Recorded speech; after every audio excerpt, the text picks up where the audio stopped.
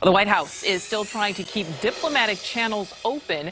President Biden meeting today with leaders of India, Australia, and Japan as the Secretary of State heads to Europe for talks. And NewsNation's Kellie Meyer joins us live in Washington. So, Kellie, what are the options at this point to end this deadly fight?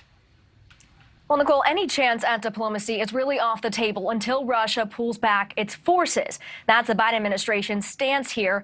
As for Russia, President Vladimir Putin is warning that things are about to get much worse as he threatens to take all of Ukraine. And with fears the ongoing Russian assault and Ukraine's fierce resistance could spill across borders and into countries allied with the United States, today one movement toward averting disaster. The U.S. and Russia now have set up a deconfliction line, a kind of hotline to prevent miscalculation, military incidents, and escalation. This as at the White House, President Biden convened his cabinet, announcing new sanctions on what it calls Putin's cronies, the wealthy oligarchs used close to the Russian leader. The president also met virtually with leaders of Australia, Japan, and India. On the agenda, concerns that China could take a page out of Putin's playbook and make a move on Taiwan. Biden tweeting, pledging to stand by what he calls our commitment to sovereignty and territorial integrity around the world, including in the Indo-Pacific. Moments ago, Secretary of State Antony Blinken was wheels down in Brussels, the start of a 5-day European trip. His first stop, NATO headquarters, and then to American allies bordering Russia to reassure them of American support.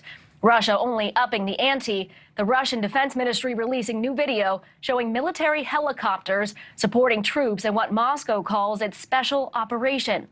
Pentagon sources telling me that operation is a logistical mess, troops not getting food, fuel, replacement parts, or a paycheck. And Nichole, there are more signs this conflict isn't close to being over. Today, Putin called French leader Emmanuel Macron, and after their 90-minute call, a senior French official told reporters, saying after they hung up, Macron was convinced that, quote, the worst is yet to come, and that Putin aims to take control of all Ukraine. Nichole? All right, Kellie Meyer live in Washington. Thank you. Thank you for watching. Click the red subscribe button below so you can get more of NewsNation's fact-driven, unbiased coverage.